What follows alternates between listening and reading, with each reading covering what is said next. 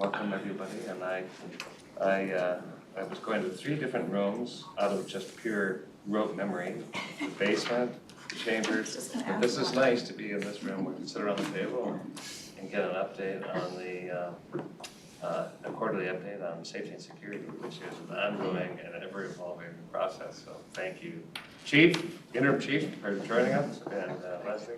But before that, we have a couple of business to call the meeting to order. This is the agenda, and unless anybody's going to tell me that this is a bad agenda, we're going to adopt it. But we do have to take an action on approving the minutes from, believe it or not, August 17th. Move approval. Second. Any corrections, discussion? Hearing none. All those in favor say aye. Aye. Opposed? All right, great. We'll get to the substance of the meeting. Who's going to start? Lesley? I'll kick us off. I don't know why. I just turned to you. All right, thanks. Chair, council members, good afternoon. My name is Lesley Kandaras. I work at Metro Transit as the Chief of Staff, and I'm joined here by Interim Chief Grates. Chief Grates is going to cover the first part of our quarterly update for you today. We'll pause after his presentation and then move into the second part, which will be a more direct overview of our implementation status of the Safety and Security Action Plan. As we get started, I'll say this is our first ever quarterly report. I'm joined by several others from Metro Transit who will be speaking with you today as well. But part of what we'll be looking for today is to get some feedback from you about, does this approach work? Is this what you have in mind when you think about what you'd like to see from us quarterly? Just as a reminder, the Safety and Security Action Plan is our plan comprised of 40 action items to improve safety on transit and the perception of safety on transit among our employees, customers, and other stakeholders. We came before you in June at 2 different points. First, a committee of the whole meeting to walk through the whole plan with you, and it was in draft form. And then we came back in June where you adopted a business item that both endorsed the 3 areas of work in the action plan, but also established a quarterly reporting requirement. So today is the first day we're coming back to you under that requirement to both provide you an update on our progress, but also, again, to get your thoughts on, is this what you have in mind with that quarterly report? And Chief Grates is going to take the first part of today's presentation, and I'll just say before turning it over to him, this is really for 2 reasons. One, our police department obviously plays a really critical role in the implementation of our Safety and Security Action Plan. The action plan is cross-functional. We have representatives from many different departments advancing that work, but certainly our police department's at the heart of a lot of the efforts on that plan. But also throughout the course of the police work group, we heard from you many times that it's really valuable for you to have opportunities on a regular basis to hear updates on our police department and to be able to hear directly from the chief. So our thinking as we approach these quarterly reports is it would be good to always incorporate an update from the chief as part of these, just to make sure at least quarterly you have that opportunity, and certainly there are opportunities beyond this as well. So with that, I'm going to hand it to the chief, and then we'll come back with the second part of the presentation. Do I have unlimited time for this? You can take all the time you want. Nobody's got any plans tonight? All right. All right, let me get up to my page here. First and foremost, as Lesley stated, I'm Rick Grates. I'm the interim chief for the Metro Transit Police Department, and I'm very happy to be here today, and I'm very happy for your support and the support of my colleagues sitting behind me. And my colleagues and I, we can't do the job that we do without your support, and I thank you for that before we get going here. We're going to start out here with basically calls for service and ridership on this first slide. As we know, our ridership is trending up. That's a good thing.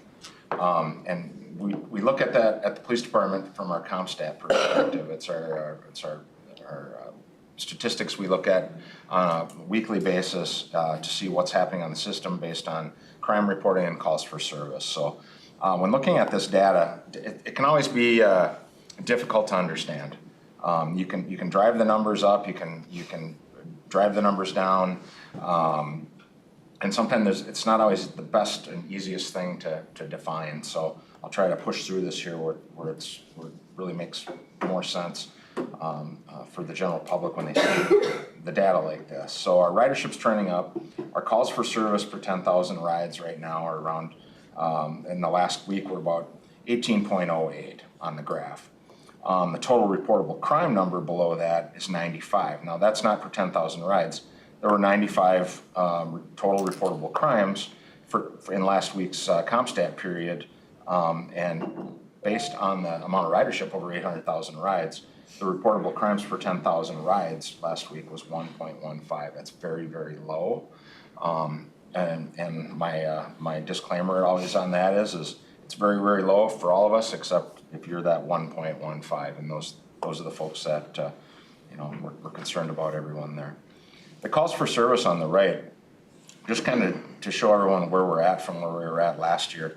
Our year-to-date calls for service are up 15% compared to this time last year. Now, calls for service are everything. That's everything from a medical call to a lost child to what have you. We're not saying that crime is up 15%, things of that nature, right? Just the busy work, the obligated time that the officers are spending out there is up. About a month ago, I was looking at some of this data, and I noted that our calls for service, our busy work responding to things, was that the calls were about 6,000 more this time a month ago last year, or this year versus last year, but we had 28 less employees than we did last year. So there's a lot more people doing a lot more work, and they're getting the work done, and very appreciative of that. Year to date, over 2 years ago, from the 2-year period, is up about 22%. So just our busy work, our calls are up 22% compared to 2020. And then we'll get into the crime reporting. And this is kind of where I talked about in the beginning of, holy smokes, look at this. Now 53% year to date 2022 over 2021 for crime reporting. That is a very, that's a number that we can create, right? And the reason I bring that up is 2021, we're coming out of the pandemic.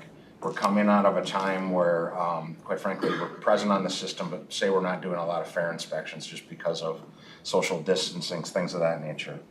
Now 2022, we're coming out of that, and we're doing a lot more of that work that we hadn't done previously, right? So not that we wrote a whole bunch of fare evasion citations or arrested a whole bunch of people, but more people are coming back, the officers are doing more work.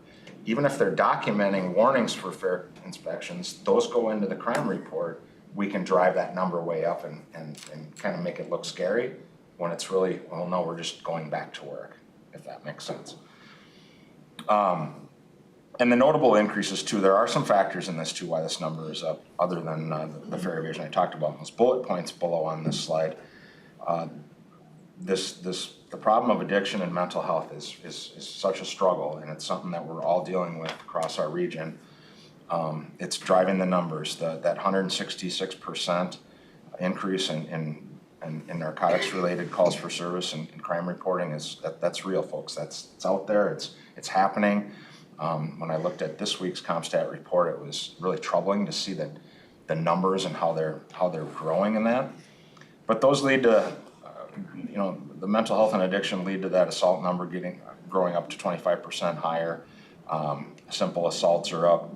And once again, I said the fare evasion and the trespassing kind of goes with fare evasion, because if we do get some habitual offenders for different things, we do trespass them from the system. And a lot of those persons are recidivists, and we deal with them on a frequent basis, trying to get them services elsewhere. Arson is on there. That's kind of weird to see that on a transit policing calls for service thing, but once again, crime statistics, if we had 2 arsons in 2020 and we had 4 this year, it went up 100%, right?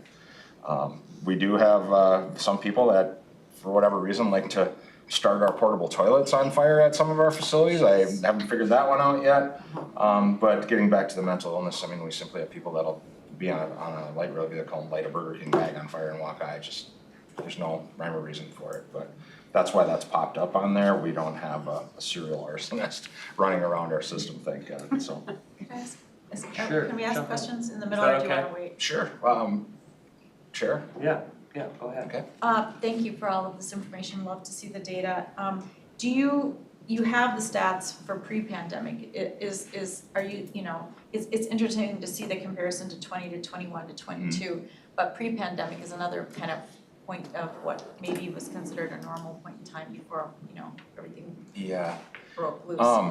Is that something you're looking at too, and how does it compare with these recent year stats? We do, and the reason that we're kind of looking at this time period, and I don't remember the exact date, but I know that in 2020, the federal government required law enforcement agencies around the United States to switch from the uniform crime reports to what's called NIBRS now. It's the National Incident-Based Reporting System. So we used to talk about Part 1 crimes, Part 2 crimes, and then they changed it into this NIBRS reporting system. So that started then, so it really is kind of a convoluted basket of numbers and data to compare it to. We have talked about that at the police department and with management and with the general manager actually. And we do have that data, but I would really have to do a little more research into it to give you a really good number. I'd be speculating on that. I can work on that offline, but.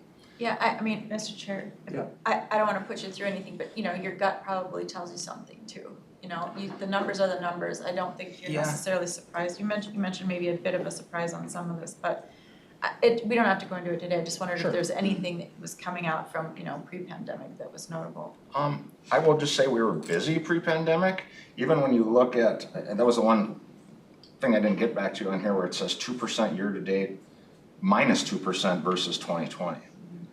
That's kind of an odd statistic there. But in the beginning of 2020, the first 3 months pre-pandemic, we were fully staffed. We had a lot of support. We had a lot of initiative funding at that time. We were putting a lot of cops out on the system. They were doing a lot of work then. So we drove this number way up in 2020, beginning the first 3 months. And now you get into 2022 and I go, well, geez, we have a lot going on now, but it's actually less than where we were because we had so many more people. But there could be a lot more criminal activity or whatever you might think. It's just not being reported or apprehended or. True, Okay. Right. true. Yeah, okay, thank you. Okay. Yep, that helps. That Go answers ahead, it. Sue. I don't wanna make things difficult for my colleagues who are involved with light rail, but I'm curious, do you keep track of the numbers for light rail incidents and for BRT or city buses? They can dive into that and do it by mode, yes. Okay, thank you. I'm interested in that. Anything? Go ahead, sure, Councilman. I'm not sure if I missed the explanation for the 2-week tracking as compared to the last year's numbers to the right. Can you explain what the plan or strategy is? Is this like, did you decide that to be consistent, you're going to start with the tracking based on what's on the left and report to us each quarter, or? Because 2 weeks of data is not very much. No, it isn't. And this was just a comparative, and just a kind of an idea to show Snapshot. how we look at our CompStat police report. Every 2 weeks, we get together as a group with the police department and with our colleagues at light rail and facilities and on the bus side and so forth. And we look and we talk about where problems are occurring on the system. And we always like to look back on the past 2 weeks. So that's just an example of it. But that we wouldn't necessarily come back in a next quarterly report and say, well, here's what happened 2 weeks before this quarterly report. Would be a much broader amount of data in any kind of a report in that action plan. Yeah, it would, I like the breakdown that you have on the left, so if we could see that over, a stretch of time. Sometimes you have probably peaks and valleys between the different categories depending upon what time of year it is. Generally, I will say that, I did spend time as a municipal police officer, and in the winter, it seemed like, this is our downtime. Nobody wanted to work overnights in January, right, because it was quiet. I've noticed in my time at Metro Transit or working in a transit police agency, we don't really get a break. We're busy in the summer, and then sometimes we're that last door open, right? And we're busy throughout the winter too, so it does very, we don't get a lot of peaks and valleys with that throughout the year. Interesting. Okay, we will chug along here. Now, getting back to what I talked about with the Group A crimes and Group B crimes. These Group A crimes are what used to be called Part 1 crimes. And this is a bit of a snapshot, a graph here of what we're dealing with on those reportable crimes from the previous page. Vandalism, property damage basically is the same thing, right? That is one of the most frequent crimes that we're dealing with across the system. We've seen that for the last 2 years. That's been steadily on the rise. We had a while here this summer, it went down, and a little bit of a jump recently on it, but that continues to be one of our bigger issues, hence one of the reasons that we're working on this safety and security action plan, because there's so many other people involved in taking care of our assets. A simple assault is the second most frequent crime. That's your misdemeanor assault. That is, a slap, a punch, even a verbal threat to assault you.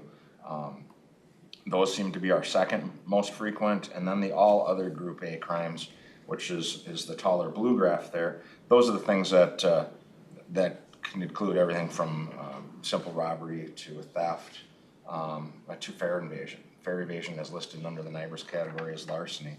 And these Group A offenses, there's about a dozen of them, where there used to only be, I believe, 6.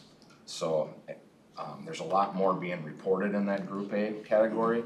And the Group B category is more of your, what we used to call the Part 2 crimes, and the trespassing, the disorderly conduct, the public drunkenness, things of that nature. So this slide represents a group of, just to show you that the simple assaults and the vandalism are kind of driving the numbers, and that the rest of it is pretty much a big mix, all put together. Code of conduct. These are the things that really drive our customer experience, the things that Pam, Steffen, and her team hear about a lot on the feedback that they get, and just breaking down some of this for you. These are the code of conduct violations, the alcohol, the smoking on our vehicles, the narcotics use, and all the other things. Non-violent family offenses. These are the things that are in that Part 2, or I'm sorry, I'm stuck on old school Part 2. The Part B, or the Group B crimes. But a lot of these ones also are driven by the police work, and they're driven by proactive police work, and it's also driven by the increase in ridership. More people out on the system report more things that they're seeing, obviously, and we want to hear from people. We want to hear these numbers and get a grasp on this data. But just because we're seeing a lot of this, and that the ridership's reporting, and the best way to explain it too is the officers that are out there are working. This also shows that Metro Transit police officers are out on the system, and that they're doing their job, and that they're addressing these issues, and driving those numbers up isn't such a bad thing, but it's kind of, they're taking credit for their work even though the things are happening out there. Mr. Chair, one quick question. Yep, sure. Are these calls for service, or are these actual filled out report crimes that took place? Calls for service. Chair. Yeah, Go ahead. I just wanted to say, I was on a public safety group for the city of Brooklyn Park, similar to what we're going through now, and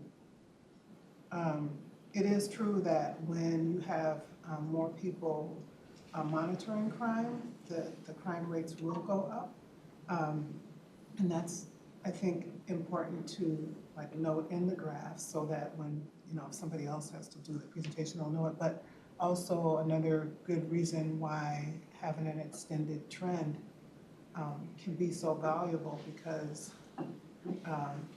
if you end up plateauing with your number of staff, that will maybe even give a stronger indication about whether or not crime is rising. And I mean, I'm just saying that because of my background as a data analyst, but yeah. I appreciate that, Councilmember. Thank you.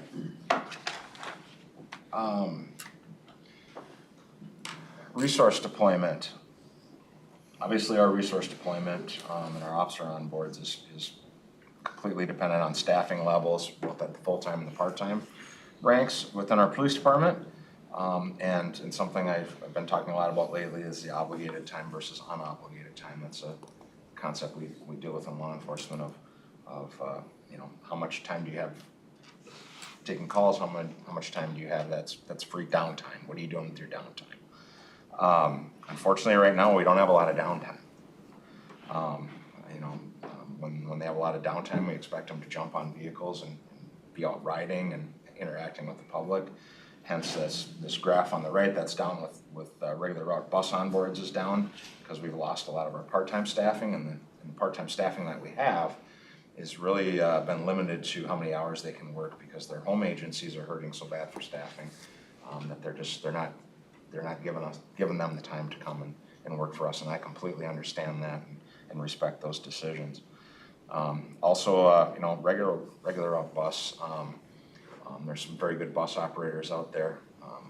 They're really good at mitigating problems on their vehicles, on the system, and when they're dealing with those problems, they don't call in, and we generally don't have to respond to those vehicles.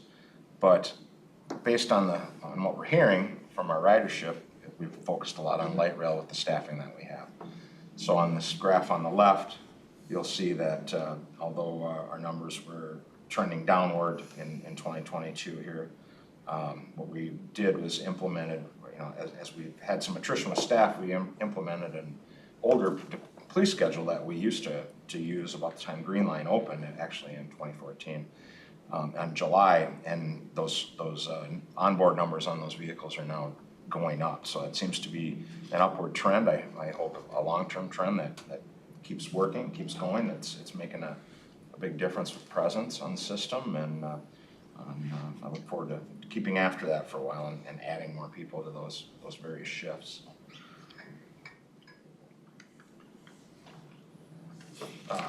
Resources, again, with fair inspections. The trend is going up. I will add that even though those numbers are trending up, they do include a lot of our special events in there, and there's a lot of fair inspections at special events, so we do have to recognize that there's police officers on the system doing fair inspections, and then there's the event inspections that we get. So there could be quite a different number there compared to what the officers are doing on a daily basis versus what we're seeing at the busiest time of the year right now with twin season just ending, with NFL football, and with so many other things that we service. You will note though in July those numbers went up, and I'd like to take credit on our new schedule for that number. We're vaulted. Went up high in blue, came down a little bit, but the officers are pretty good about looking at the data and going, hey, we need to spend more time on Green Line this week, or we need to spend more time on Blue Line this week. So that graph can kind of juggle around as to where those teams are at. The other thing I'll say too with resource deployment on light rail is we do work well with our partner agencies. I do talk to Chief Clark a lot at the U. I talk to Chief Christensen at the airport, and Chief Hodges is down in Bloomington. We help them, they help us a lot. They're very good partners of ours. I've worked with airport police to deal with some of the issues that have come up in the terminals down there. Chief Hodges said, hey, I know you guys are strapped a little bit. He goes, I've got some cops, I'm gonna throw them on the Blue Line. And I'm like, bring them. They can ride all day long if they want to between the airport and the Mall of America. So they've done some details down there, and I want to talk to him again, see if they're gonna do some more. I've heard a few things on that. And then the U of M, obviously we partner with them. They're a very big part of our ridership with the U of M passes, and also Minneapolis Public School passes that we're doing in St. Paul this year, getting in the St. Paul school system. But Chief Clark over at the U has been great with us. We've had spent a lot of time working together with them in and around the University of Minnesota on our system. So we will continue to do that. Staffing, the fun part, staffing. Recruitment and retention. Obviously, the market increase for wages is something that's still very appreciative and welcomed. I will say after that happened, this last group that we were interviewing, we did had a pretty good increase in applicants for that group.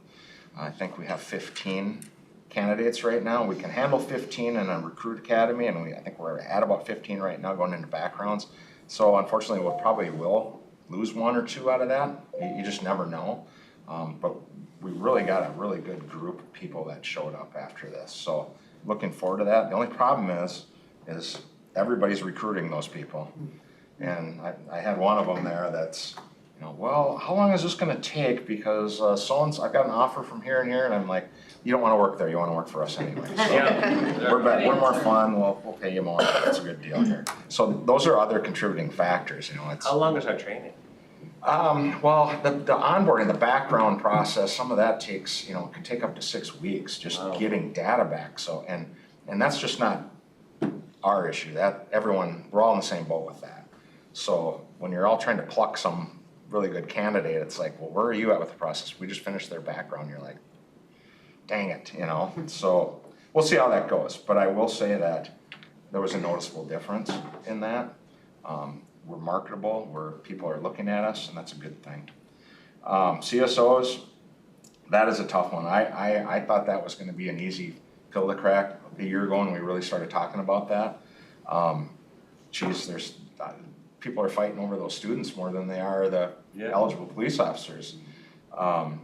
Last night I was at the community meeting with Chief Huffman from Minneapolis, and she was talking about their CSO program and tuition reimbursement and all this, and I'm like, unplug her. Yeah, stop talking. You're taking the juice away from us here. And Mr. Chair, if I may, I think they've band together, but they're offering a cadet program, and I shared that with the Wes and one of our transit policy work groups. So it's out there, and if we can, I'm really urging Met Council to take a look at that seriously, because they are going after young people who are interested in this and getting them early. And then once they go through that program, they just about have a guarantee for that interview. They're way ahead of everybody else, and they already know these people. They're deep in their pipeline. So I don't know why we can't do that, and you already are telling us that that's what you're up against. And so if we can get to there, that'd be great. It is. We have a lot of, I shouldn't say a lot, I don't know where the numbers are right now. A lot of our sworn police officers were CSOs for us. I can think right now, one of them that is a sergeant currently. She does a great job. She's been with us I think she was one of the first CSOs we ever hired back in around 2008. And we need to do better with that, and getting down to the recruiting portion of this. Yes. Exactly. It's not, let's go to the career fair at college anymore.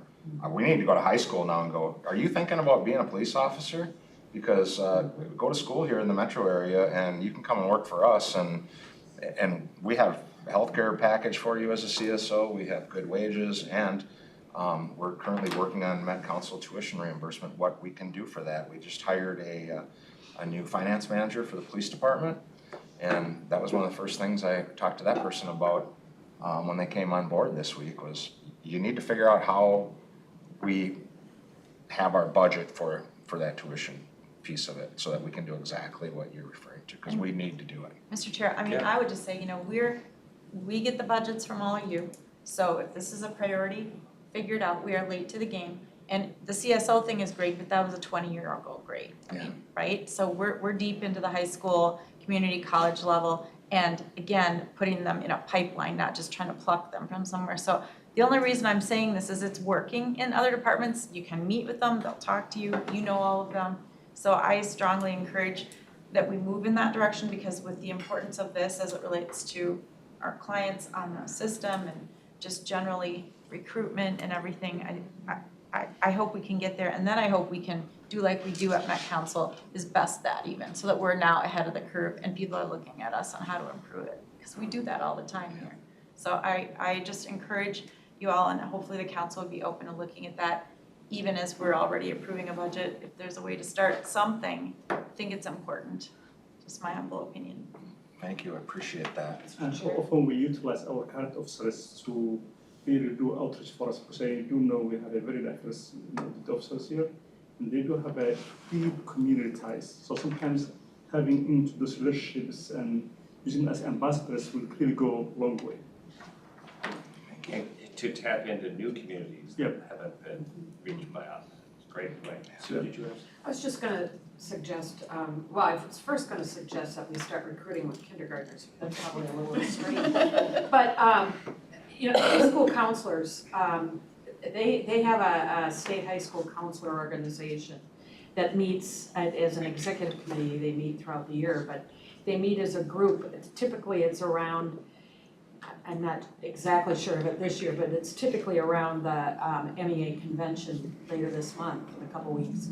But I'd encourage you to reach out to the counselors because, and not just think of the Metro counselors, but Greater Minnesota as well. Yeah, absolutely. Just one question about the CSO recruiting. Are you looking beyond recruits, college recruits that outside of the police enforcement or criminal justice degrees? I mean, I know, I remember years ago I was approached, you know, with a person with a business background to become a CSO officer, and I didn't even know what it was, but you know, I did pass on that, but are we looking outside of, you know, the traditional career track? Data analysts, English major? Yeah. Madam, Mr. Chair. Yes. And Councilmember Chambliss, we've taught, Chief Grates mentioned that we're having a hard time recruiting enough CSOs to meet what our ambition was originally. And we're looking at other ways of creating another group of people that would provide that presence beyond the CSO who are on a law enforcement track. We just don't, I think I'm answering your question. Yeah. We don't think we can get there just with people on law enforcement track. We think we can do better. We're going to continue to go after those people, but we're also looking at other alternatives to create presence on there with people that are not on law enforcement tracks. And you would call those ambassadors? Okay. Ambassadors is Okay. what Or we something call like it. Yeah, it's that concept. Okay. And with Let's get that, some and we've detail talked on about that. that. More detail on that would be great. Yeah. Molly? Thank you, Mr. Chair.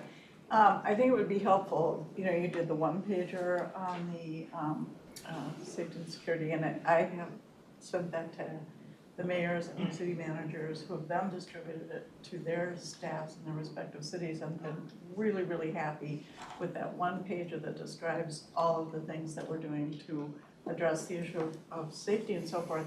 If you could do something like that with recruitment of CSOs, because I think each of us has different networks, different affinity groups, different ability to reach out among our own networks that we're probably, because it isn't just through schools.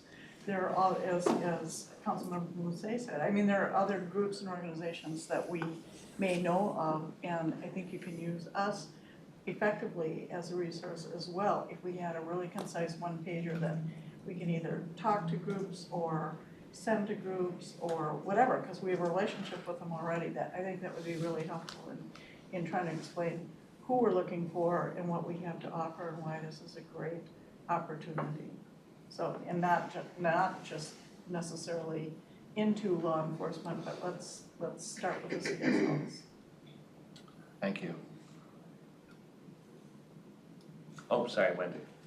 Thank you, Mr. Chair. But it brings us back to the cadet model that Judy was talking about at the beginning, where you take somebody who already has a college degree in whatever, and put them through a crash course in policing. If, you know, we've not needed to do that in the past, but maybe we need to find a way to fund a program like that, because you get people with well-rounded backgrounds that aren't going to want to go back to college and sit in class with a bunch of 20-year-olds. I mean, when my husband went through the cadet program for Minneapolis, he had already been an Army officer with a degree in sociology, and then they put him through the cadet program, but he had somebody in his class that had been a stockbroker and was in his 40s and decided he wanted to get back to the community. It opens up candidates that you may never even have thought you had, and that's what we have to do now. We can't just wait for the people who already signed up for a law enforcement class. We need to bring the law enforcement classes to them. Thank you. I know Minnesota State Patrol has a program like that. Minneapolis, I believe, is still doing that. Just take a little research to see what the logistics are to pull something like that.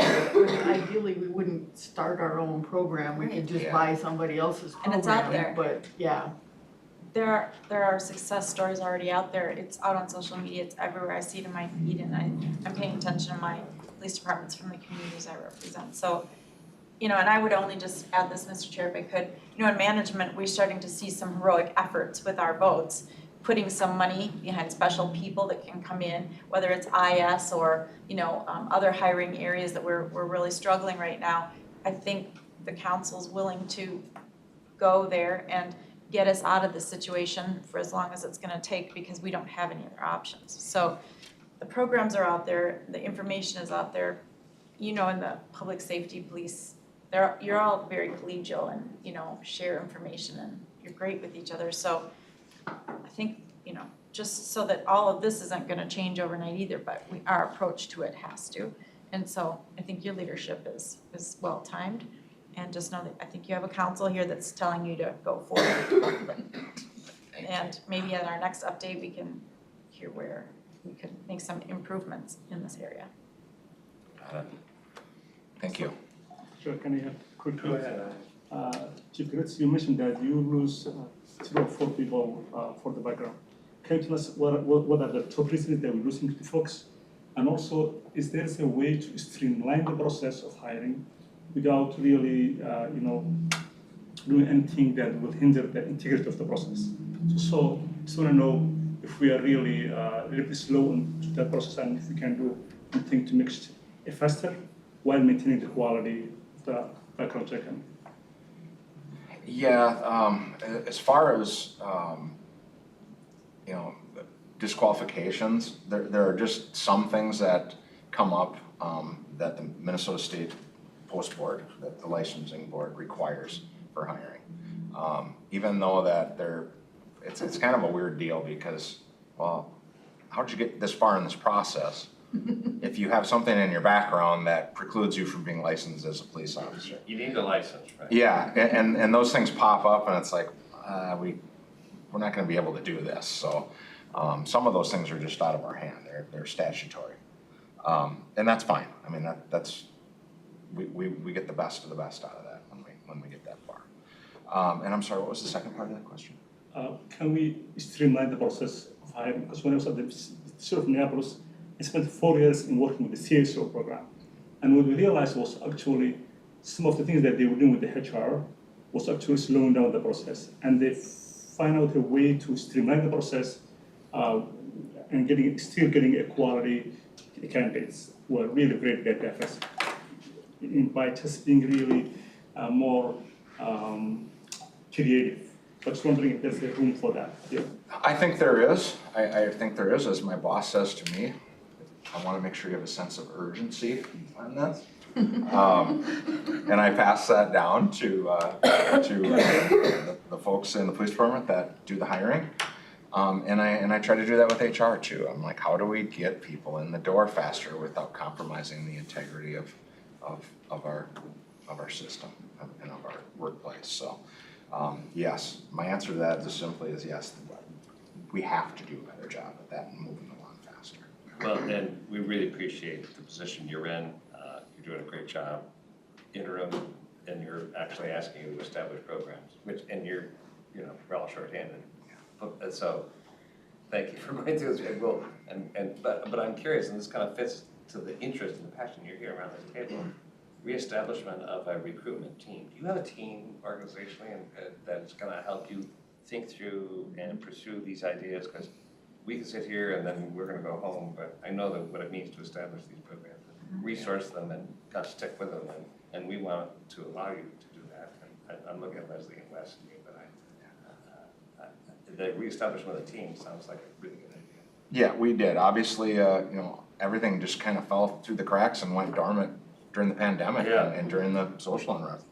And we recently have reestablished that. I don't have the exact number of how many of our staff put in for that. We have both civilian and sworn staff that asked to be part of the recruitment team. I I could get that number for you and share it with the group, but there is a team, they are back out now, getting after things, and all the teams that we have within the police department and committees, I'm gonna ask them to do a lot more. Yeah. We need help doing a lot more and coming up with these ideas that we're discussing here today. So I mean, and I know we're bogged down, but this is the area that I think we're all really kind of find is critical. So maybe not even now, but maybe we'll find another time to just talk about the recruitment team. Have an opportunity for them to kind of come here and say, here's the strategies and here's kind of where we are. Because I think that's one of those ones where I think we're all have had different experiences in our backgrounds to know that things don't happen they don't happen on their own. They happen when you actually really kind of make these big longitudinal efforts like pipeline. But we don't mean to hanker you with questions because you've got a lot. No, and But that's an area I think that would be fine. I understand bogged down and somebody has to get out and push once in a while. And it'd be helpful to know how diverse your recruitment team is sometimes, because that may also say a lot about the process and the program. All right. I guess I didn't really finish up totally on this slide. There's just some numbers there on the bottom of where we were in January of 21, being fully staffed, down 26 by the end of the year. We did have a few people leave this year, and down 5. I think we netted 6 back, and we do have those next 15 coming. Hopefully 15. We'll see what number we get out of that. I know of about 3 of them that left this year. In talking with them, they didn't leave because of anything different. One of them was a legacy police officer, wanted to be a St. Paul cop like his father. I get that. One of them, I can't remember the other one, State Patrol, same thing. So I respect those decisions. It's kind of a lifelong dream, and they've gotten there. It's gonna happen. Just a quick question, what is your authorized strength right now? 171 for sworn. So that, I think that's important too, as we see, the starting point of January 21, but you weren't even at fully authorized then. So, No. I mean, this is a big deal, like, where you could be, if in a perfect world. I'm sorry. In January of 21, I want to say we were authorized at 141. Okay, Through the safety initiative, we added 30 positions for things like Orange Line and the extra presence. So when you look at that 171 versus the current 109, 30 of those were additional added position control numbers. That we never were able to hire. No, we just haven't got there. But Kind of like the CSOs. This is our challenge. We've just added the R line. We're starting the D line. I mean, and there's more. Yeah, And we've, some of us, probably all of us, but in different buckets of our groups that we need to know, and Wes, you've been really great to illuminate this. I mean, we are facing a problem, not just in drivers and us operators and engineers, but the people that keep it safe too, the numbers that have to be there. So this is a compounding problem, and time's ticking, so, we're all in it together. Well, Mr. Chair. Yeah. And having a full, to the extent possible, as full as possible, police force helps us with our recruitment of drivers and our Sure. recruitment of riders. They're related. I mean, so it's kind of the which comes first, the chicken or the egg. This is inherent. And lastly here, this is my last slide, is just the engagement, getting back out there post-pandemic. We've begun doing our Coffee with the Cops program at the garages and the maintenance facilities so that the other staff, our colleagues in the other areas we work with can tell us what they're seeing on the system, tell us about their concerns. Those have been going very well. It's kind of interesting. I went to one of them and it's like, okay, they've been waiting 2 years to tell us this. So it's kind of refreshing. They let them blow off that steam and we hear what they're saying, and by the end of it, we're laughing and we go on our way and try to keep after that stuff. So Yeah, the ones we were in had a really great experience. thank you. That's good to hear. And we've got some supervisors now that we've assigned to be garage liaisons again, so that those managers of those facilities can know who to call. They can, well, should I call the chief? Should I call whoever? No, just call this person. and we'll talk about the issues that you need or the help that you need. So obviously, a number of you came to the open houses, got to see our facilities and have some conversations with the employees. I know that was something they had begged for in surveys, and I'm glad that happened. And the employee engagement opportunities, we're trying to provide them with more things to do, the recruitment teams, being a part of the Greater Workplace Project, things of that nature. So I look forward to that. Mr. Chair, just briefly, so to the open houses for council members, really, really appreciated that.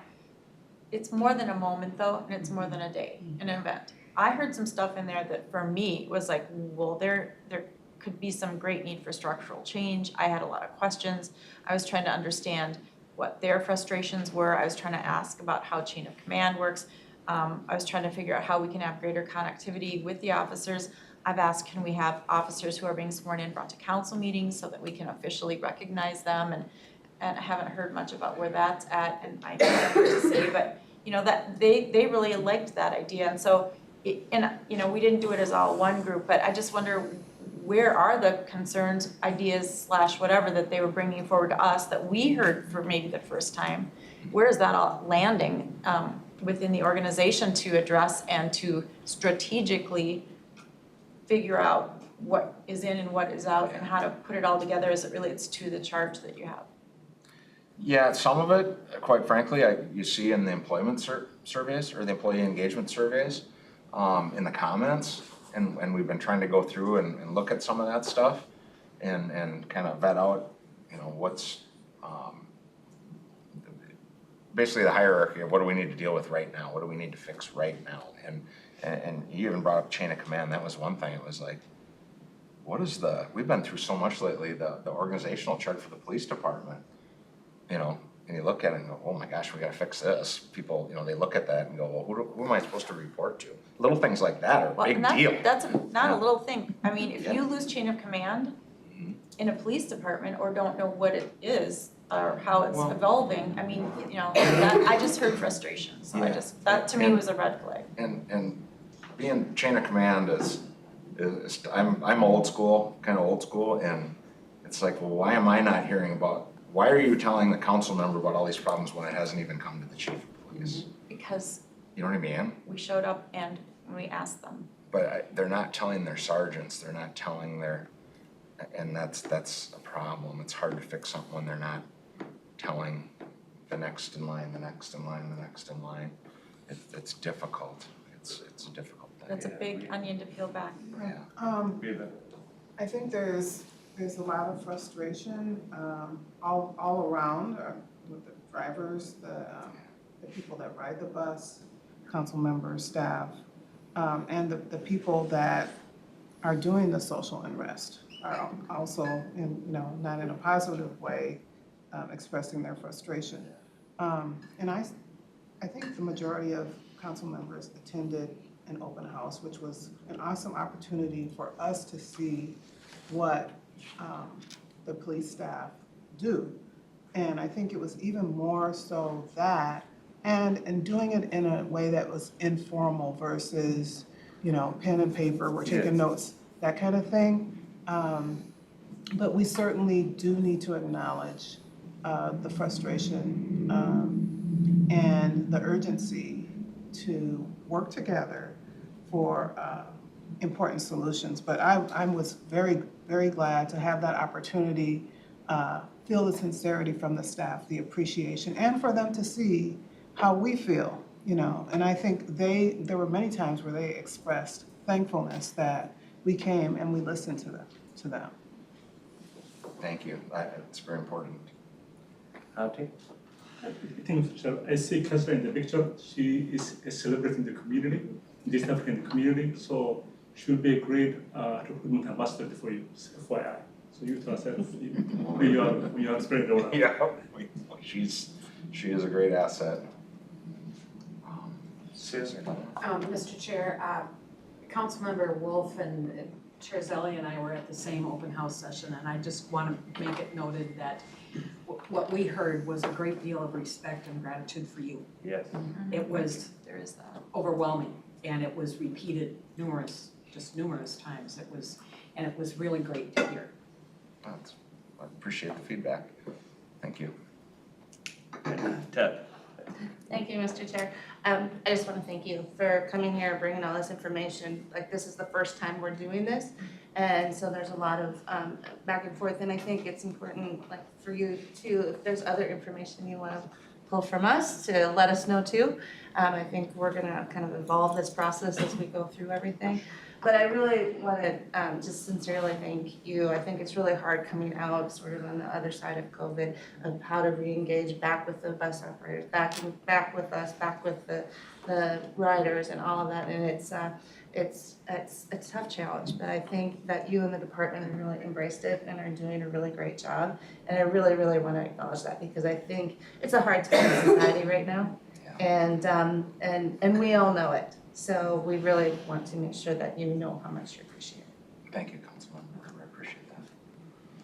And that, I believe, is the end of my slides.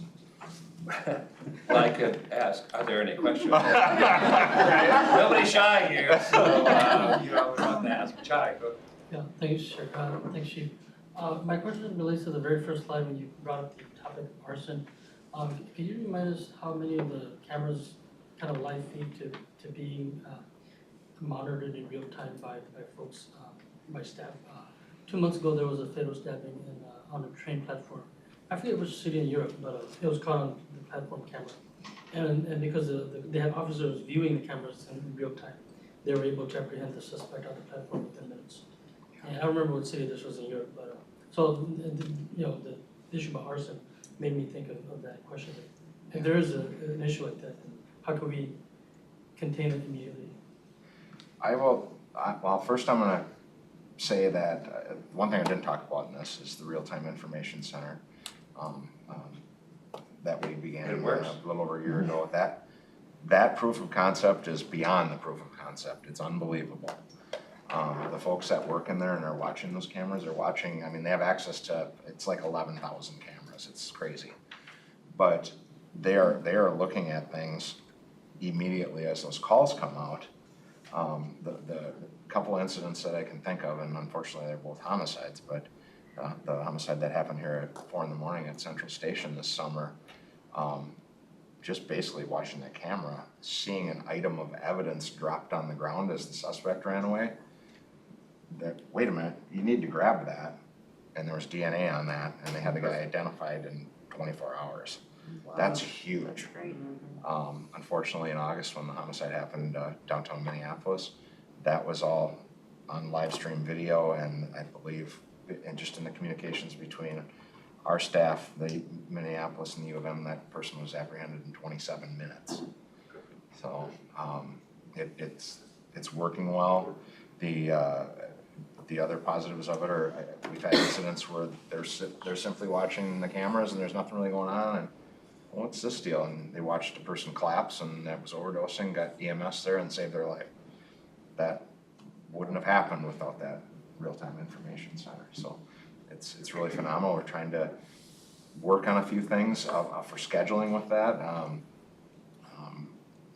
for another time, another discussion, but we do have a couple of open spots for open positions in there that I want to get hired, but I have to work with HR a little bit on how we can schedule them according to the non-rep plan, but I'll deal with that.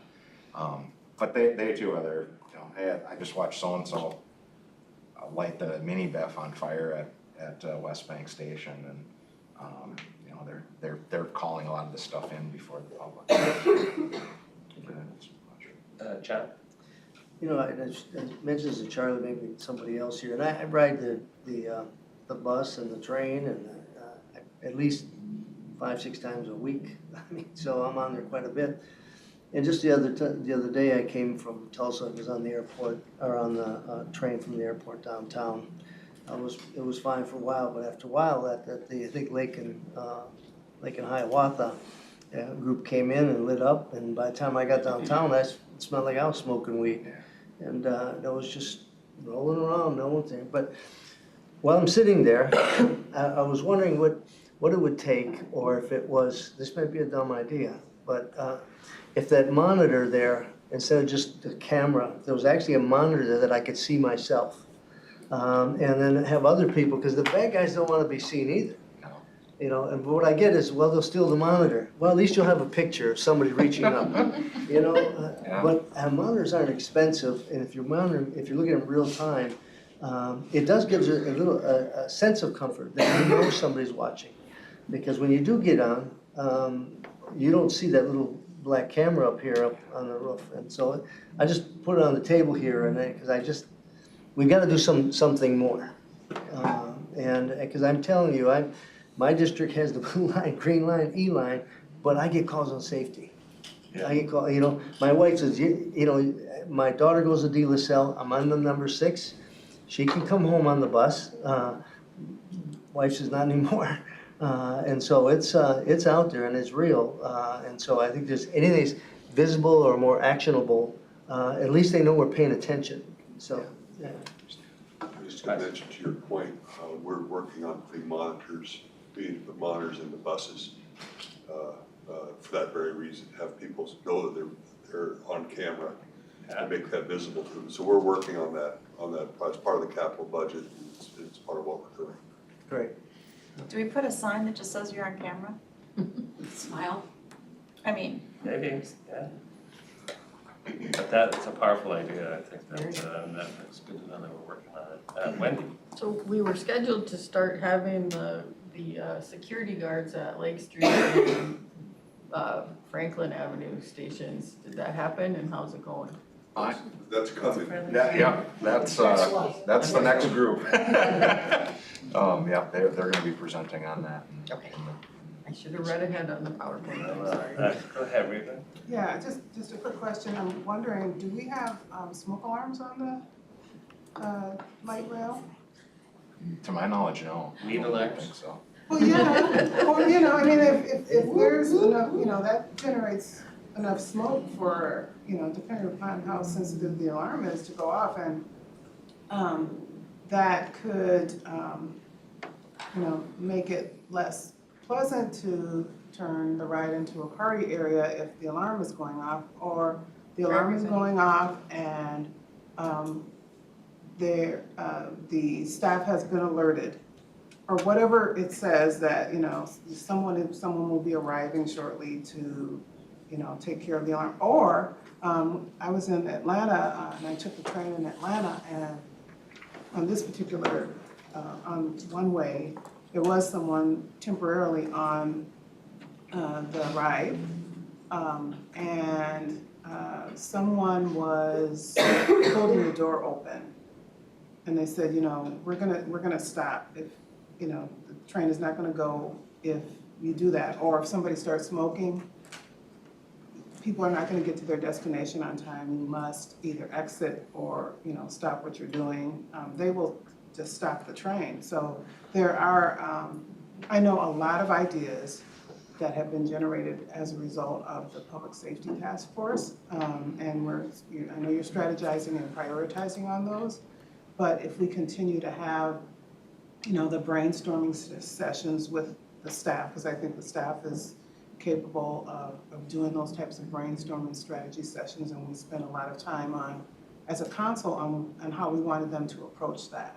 So I, for one, am confident in that, but having the quarterly updates and the chance for the council to kind of weigh in and make some suggestions or hear from you is very much appreciated. Well, this was just part 1, folks, so we'll have more. Good question, Chair. Well, last question, Antti. So thank you, Mr. Chair. Chief Grates, what can we do as a council to support you? Good question. Good question. You know, I keep doing what you're doing. I mean, basically, if we call and say we think this will work and we need help, or if I relay that through my chain of command through Wes and he calls and we just need that help, that support, and understanding that what we're doing is trying to do the right thing. Okay, well, Mr. Chair, I'll just say one thing that I always say. I think it would be really great if our police chief reported to the council directly. It's not normal for me to have to, you know, not have a direct report. I'll just keep saying it, especially with something as important as this. I just have to get it out there. I'm gonna keep it up. Thank you. I will say,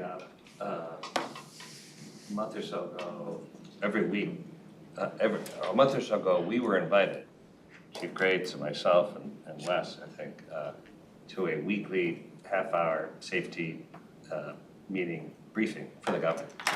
And it's all the commissioners of enforcement and state patrol, but a lot of statistics. And I really think, even this morning, they were talking about the Met Transit numbers. They look at all the numbers.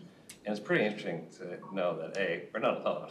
Two, there's just a lot of issues that come up that are societal, and we can't think of ourselves in a vacuum, but we have our role, and it's great that you're at the table. I think they respect that.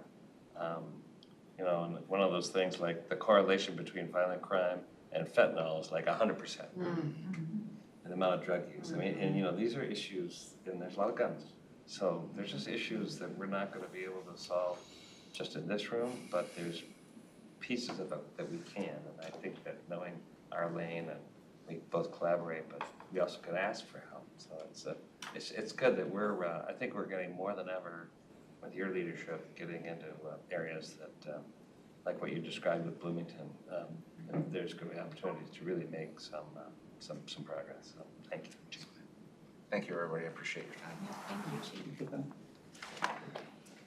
Lesley, what's next?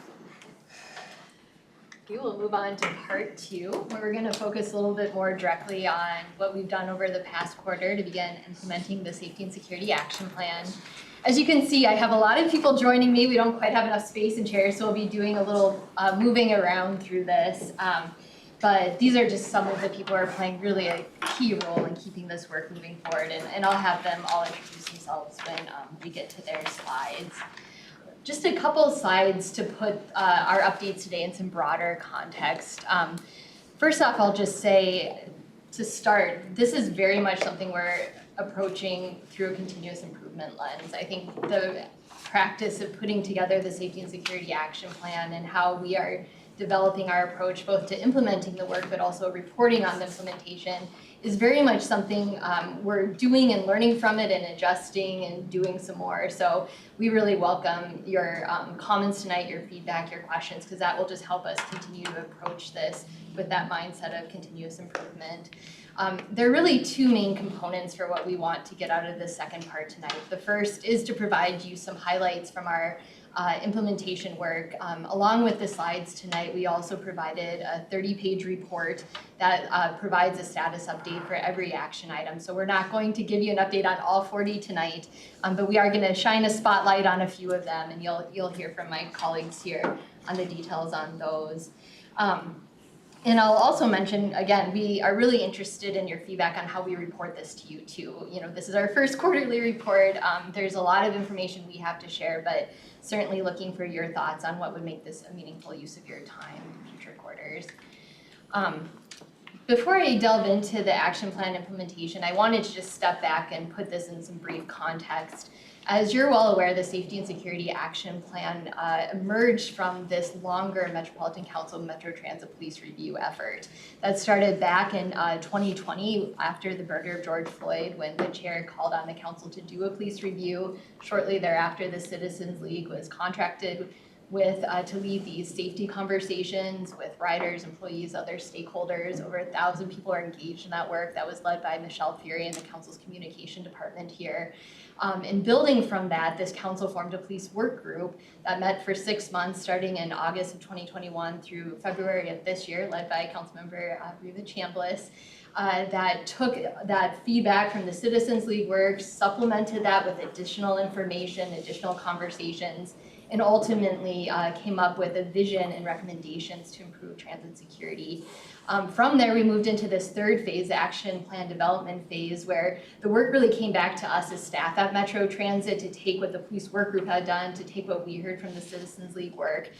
We had a lot of conversations internally to understand what work do we already do that advances this vision coming out of the work group, what more do we need to do, what new work do we need to create in order to better advance that vision. Through that process, we engaged with over 500 employees to really make sure we were hearing from across our organization, especially our frontline staff who really see this day in and day out in their work. So all of that together led to our current action plan, which has 40 action items associated with it, spread across these 3 areas of work.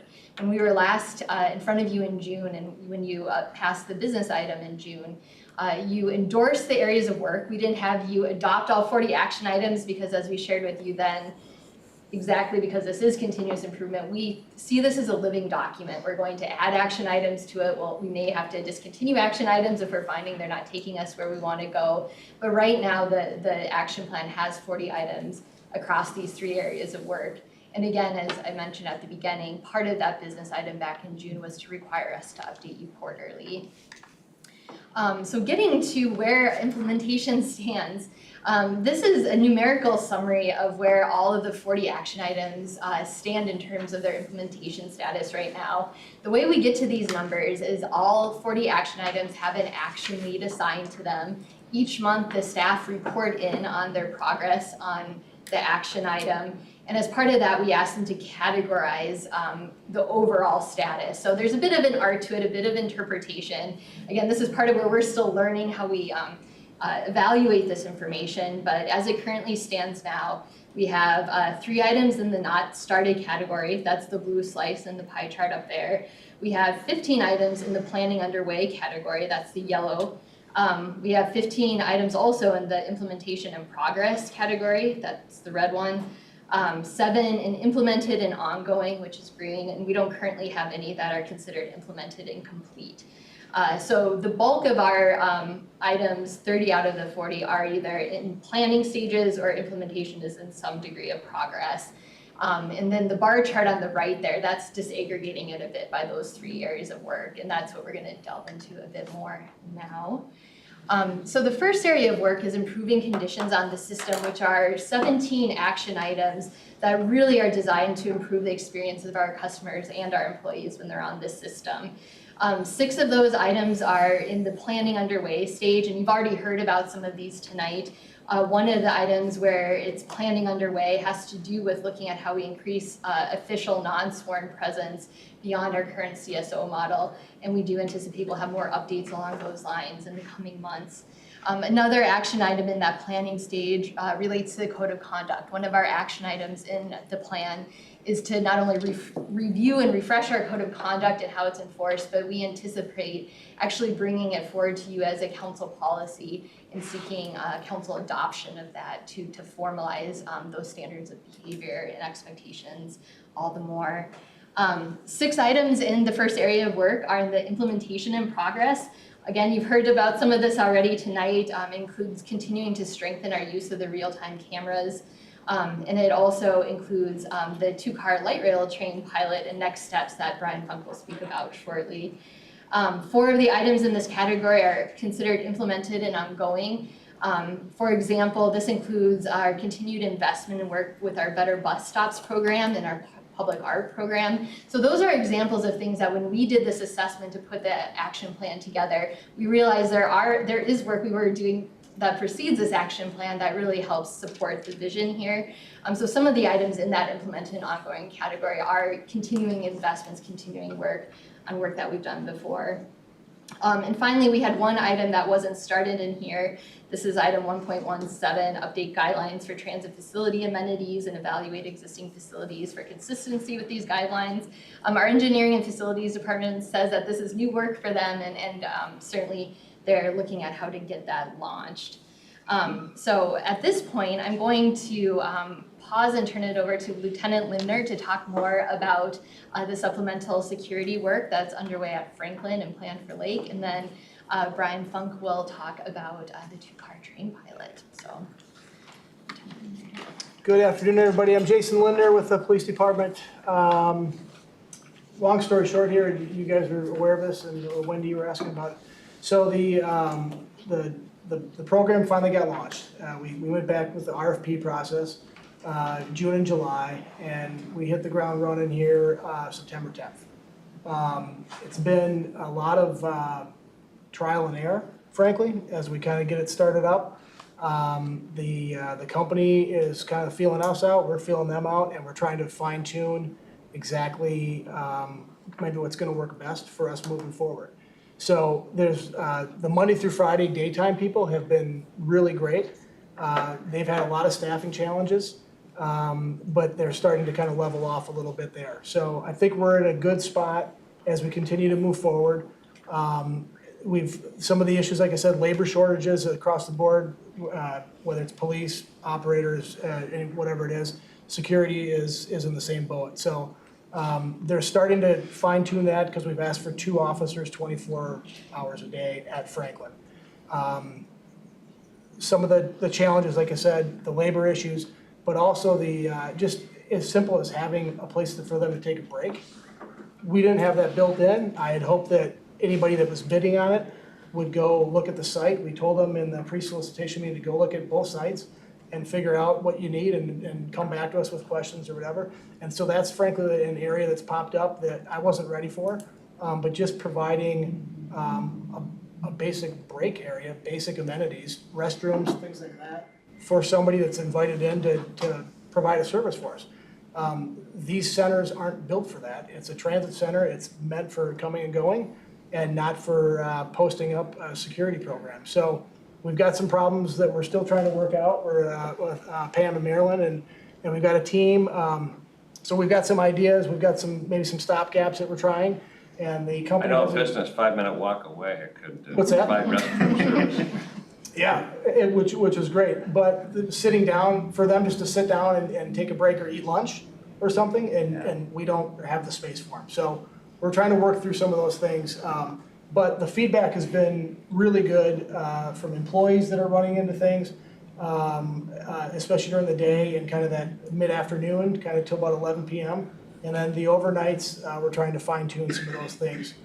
With the security company, we have a program on a phone app, and we're trying to kind of dial that in where they're reporting or being more active on a consistent basis, whereas they didn't have to maybe report or be that active over those night hours. So we're getting there. We didn't want to jump right into Lake Street because we want to kind of work out some of these kinks at Franklin, and that's where we're at. But we're getting close to trying to put the plan in place at Lake Street, but again, we're gonna run into the same problems there with restroom facilities, guard station, guard shack, a break area, even as simple as just a place for them to drop a backpack or something like that. If they might take public transportation to come in, they may not have a car, and so where do they sit? We're not expecting them to be outside 24/7 in the elements, but we do want high visibility, and so how do we accomplish that? And we don't have an answer yet, but we're working on that. So some of the things that have happened at Franklin Station, whether or not you guys have popped through there, it's been a real 180 in my opinion, and even just watching cameras this afternoon, the facilities crew is out there has been absolutely outstanding. So fresh paint, clean and power washing, glass replacement. There's a ton of broken glass there, and we're slowly kind of getting a grip on that. Didn't want to replace everything and not have security. So it's kind of a slow roll on all that, but now that we have somewhat stable security in place, there's, more things can take place. The graffiti removal there, as you're seeing in that picture, once there was fall protection installed to make it safe for people to go in there and clean that up and redo, that's what happened there. So, and then some other changes for the operators as well, card access and a different wrap put on their warming station, their changeover, switchover spot for the operators. So a lot of things are happening.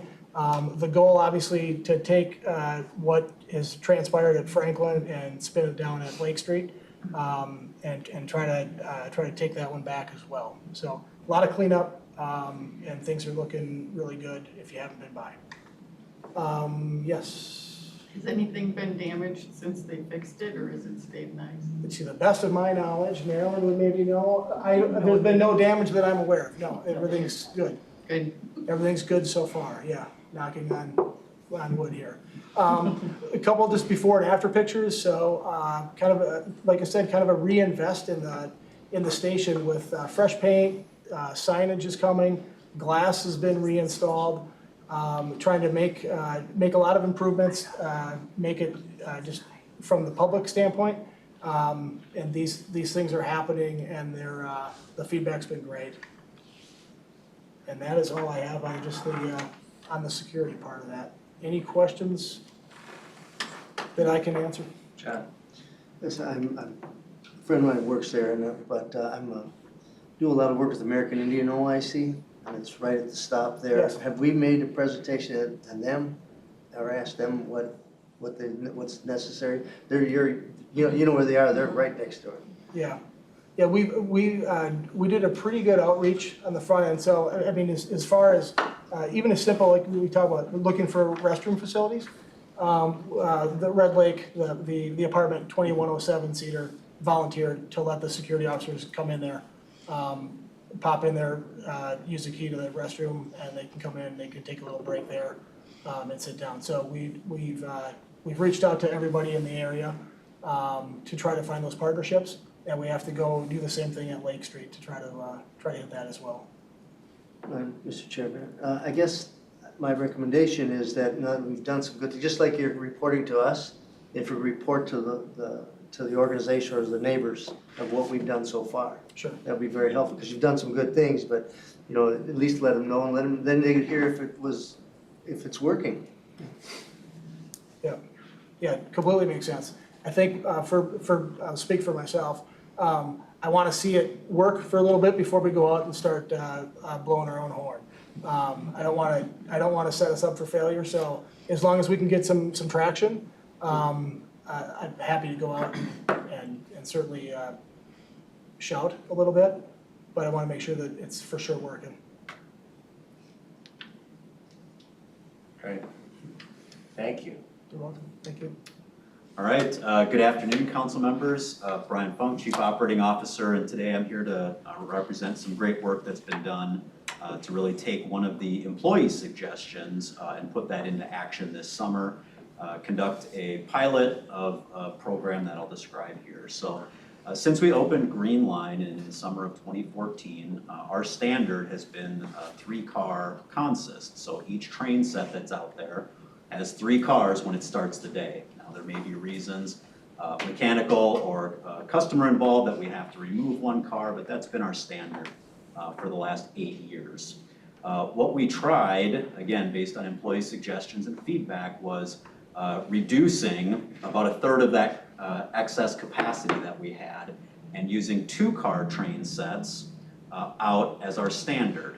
And so by doing that, before the pilot began, we of course measured to ensure that we would not be leaving people on platforms, that we were able to accommodate our current ridership, because it is still depressed during the pandemic, and really wanted to see, did that lack of excess capacity, where you have people a little bit closer together, provide a better sense of safety and security for our customers based on survey results, and did we see that in metrics that we could measure? And so as described here, we started this, we launched this program in the first week of July, and we set forth to do that for a 5-week period so that we could have before, during, and then a post measure set of results. And so before we started, we established our success criteria. As I mentioned, 9 different areas, and I'll describe those in a second, that we wanted to see if we were able to move the needle on, as well as a customer survey tool that we used. So we communicated our pilot, let everyone know what was happening and why it was happening, and trying to generate interest, and we certainly did do that. We received plenty of feedback. We held weekly check-in meetings. We have an individual who couldn't be here tonight named Jay Lesley, who's an analyst in our rail division, did a fantastic job of keeping the project organized and on track. And then of course we continually monitor passenger counts to ensure that we weren't hurting our customers when they needed our service the most. So we were watching special event days, other things as ridership continues to tick up, to make sure that we had the right level of service out there. And so today I'm happy to report that we achieved or made improvements in all 9 of those areas. And so quickly, ridership continued to rebound. We did not see ridership take a step back during the pilot period. The number of what we call biohazard service reports, so something bad happens on the train and we need to remove a car from service, that decreased during the pilot period. That's a good outcome. We did not see overloads, whether we were measuring for the 50th or 95th percentile for maximums on board, so that's good news. Our customers were not packed in like sardines. We don't want that, nor do they, and so that's a good outcome.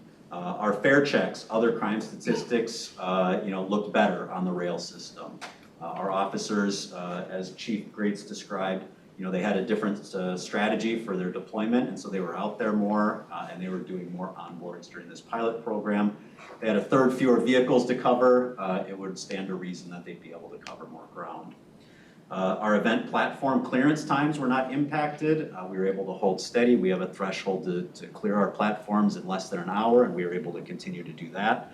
And then we actually improved our both end-to-end travel time as well as some of our on-time performance measures. And so there's a few variety of reasons, but one of which that we experience on a regular basis is what we call customer-caused delays for people holding doors and things like that.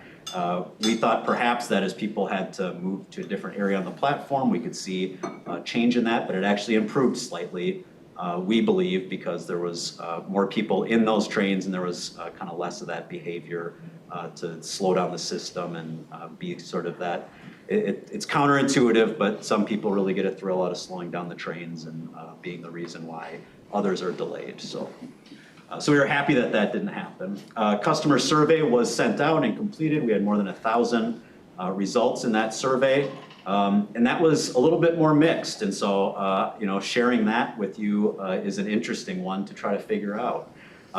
Despite all of those measures that we could quantify moving in the right direction, as I said, the customer feedback, about half of the customers reported that they actually saw officers less often, even though we were able to measure that they were there more often and there was a lot more activity going on. And so it could be just a simple matter of who completed the survey or some other factors, but it's an area that we know this isn't going to be the silver bullet that solves everything. It's a blended approach and there's a lot of actions that need to take place. And so, and then to build on that, when comparing to 2018, both in onboard safety and cleanliness, despite a lot of efforts and investments in those areas, the results were lower than they were in 2018. And so it's an area we know we need to work on. General manager has been supportive and we have staff who are stationed at endpoints on the rail system, sweeping the train after literally every trip, but we still receive complaints about cleanliness from our customers, and so we're going to continue to work on that. And so again, in conclusion, as stated here, our customer feedback shows that this is one thing we can explore, but we need to continue to make additional efforts and investments across the system. And so our steps moving forward within operations is to establish our criteria for when we would deploy two-car trains. And I can tell you, maybe one easy way to think about it would be a non-event weekend. So a Saturday when there's not a Gophers football game and the Twins season is over, we don't need capacity for three-car trains all day. That may be a perfect opportunity for two-car trains. It helps the police and it saves on miles for maintenance activities and whatnot. But on a Vikings day, we need three-car trains. We need the capacity. And so those are the things that we're documenting and making sure we have that matrix that makes a lot of sense and does right by our customers in all areas. So. Great. So, are we to understand that the pilot is ended unless you have a specific use for it? Right. Yeah, council member, you're correct. So as of right now, our standard, and we made this adjustment for a couple reasons. One, our pilot ended and we had sort of this mixed results. We didn't have the clear indication that this needed to continue. So that's one reason. Additionally, because of operator resources, we made schedule changes. We have less frequent train service than even during the pilots. We went from a 12 to a 15-minute headway for a good portion of the day. So now, just by that nature, we have more people per trip. We needed to provide the additional capacity on weekdays in particular, and that was even more pronounced on the University of Minnesota campus. The Universal U-Pass is a great success story, and I know that Ed's team in finance is going to be watching and reporting on that. But even in those first days of classes, it was very evident to us that we needed 3-car capacity to be able to adequately support that. Oh, Molly. Thank you, Chair. You know, we've often talked about real versus perceived, and I'm wondering, the results, especially the one that was a surprise with the onboard safety and cleanliness, were lower than 2018 survey results. And I'd love to see what the survey asked, if you could shoot that out, it would be interesting to see. But so on the onboard safety question, if it's do you feel more or less, you know, whatever, and then why do you feel that way? Did you ask that question, or is it just kind of a general broad, do you feel more safe or less safe? And the same with the cleanliness, that could be, you know, I think a lot of people sort of have in their minds now that the trains are not clean. So I'm just kind of curious as to how the questions were posed. Yeah, and it's a great question, and it was a lot more straightforward. There were certainly free text fields that people were able to sort of fill in their answers and describe more about why they were feeling certain ways. And so we did analyze that. These are, yeah, high-level results, but our team did a really good job, and I can certainly work to make sure that everyone has access to that. We completed a post-pilot report as well, documenting in more detail each of the areas, what the results were, and how we drew those conclusions. So I'd be happy to do that. That'd be great, thanks.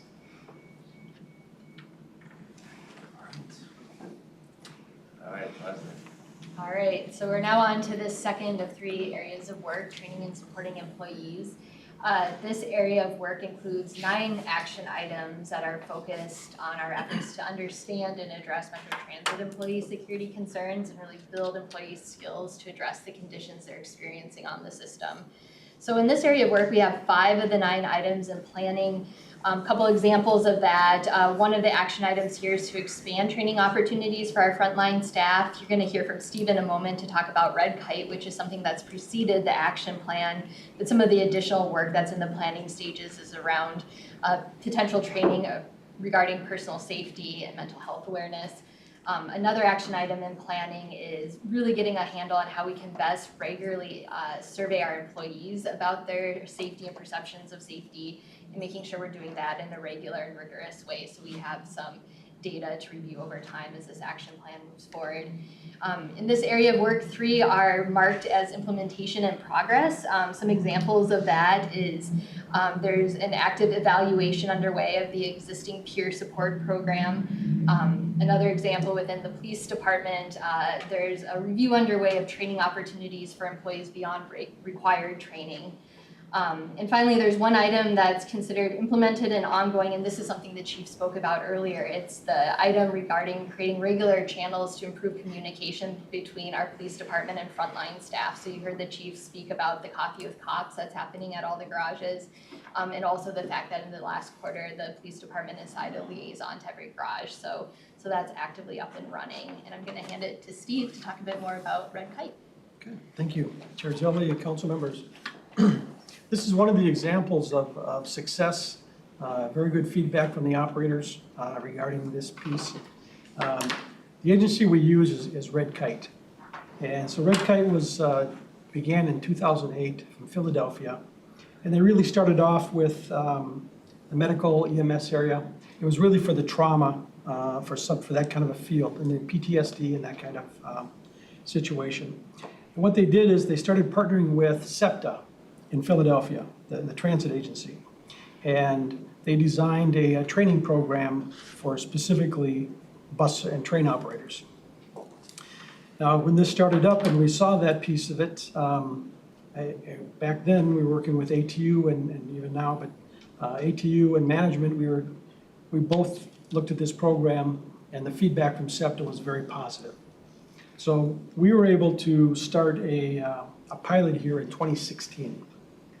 And just to see how the program worked for us. We went to they develop it for whatever your needs are, which is very nice because they come in and say, what works for Metro Transit?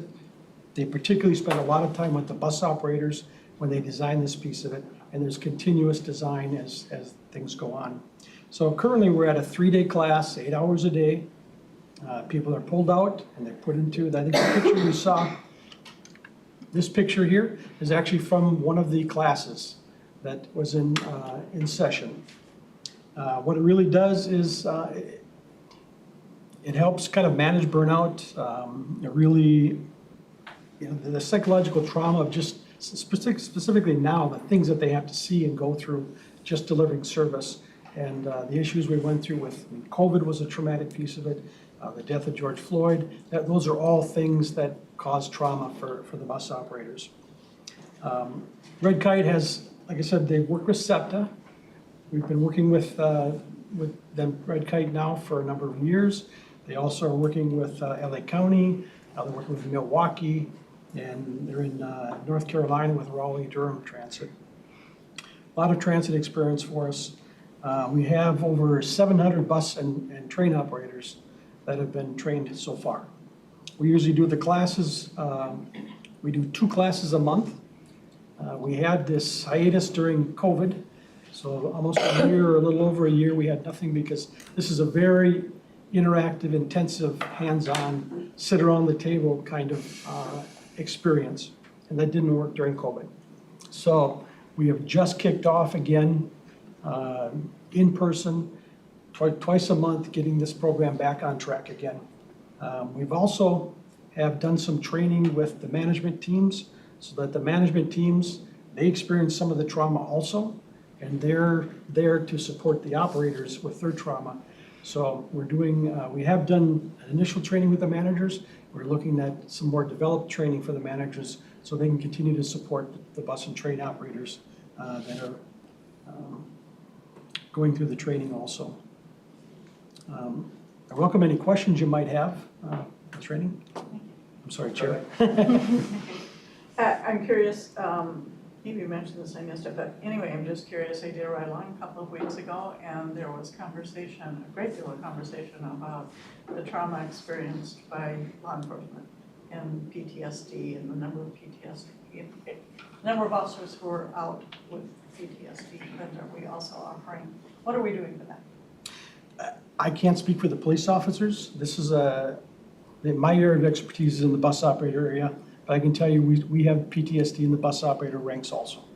And this is one of the resiliency classes. That's really what it's designed for. And this is the front end piece of it, along with a number of other things that we're looking at. I know there was, Lesley had mentioned a few other things that we're working on. It isn't just us. We're also looking at what is Hennepin County doing? What are the libraries doing? What are the hospitals doing? I mean, those are the things. We're looking at every other entity to see what can we do to support our frontline employees. So I can't answer that specific question, but on the backside, I think you're going to hear some of the stuff about peer support and some of the things that we're doing, which is also part of this project, which is the back end with getting a little more intensive emotional support for a traumatic event so we can intervene quickly and get them people the support that they need.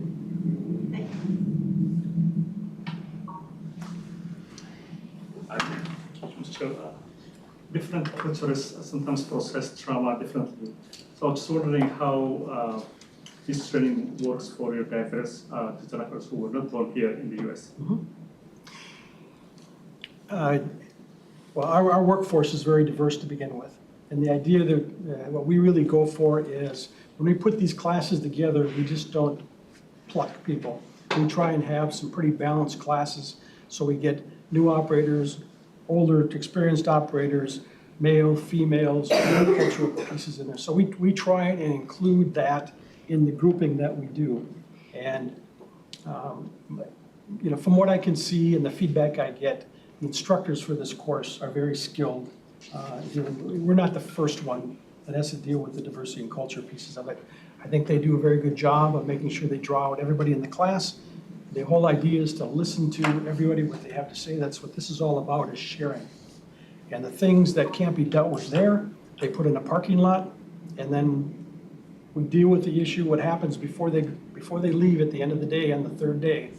My deputy director meets with instructors, find out what the parking lot issues are, try and get them answered so that they can go right back in the classroom and say, here's what you told us, here's some answers, here's what we're going to do, here's where we're going to go, or this is what's happened in the past.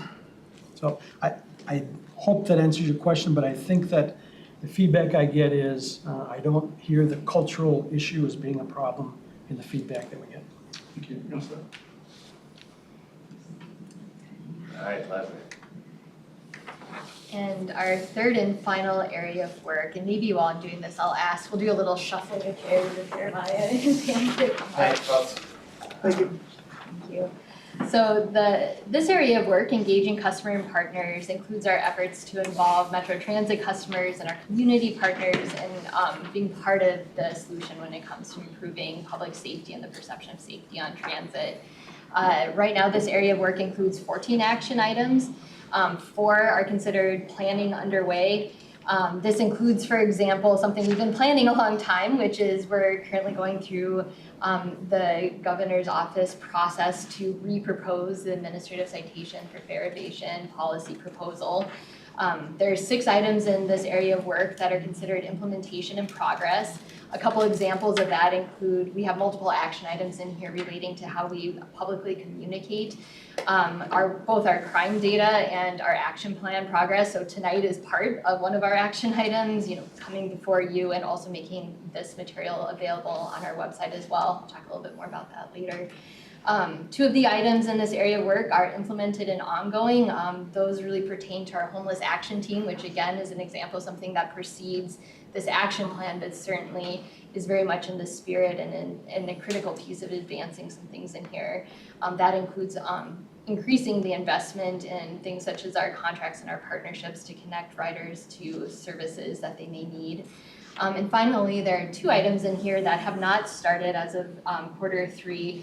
One is our intention to restart or reactivate an anti-harassment campaign. Back in 2019, some of you may recall that Metro Transit had an anti-harassment campaign trying to bring attention to street harassment that people who identify as women especially report on our system.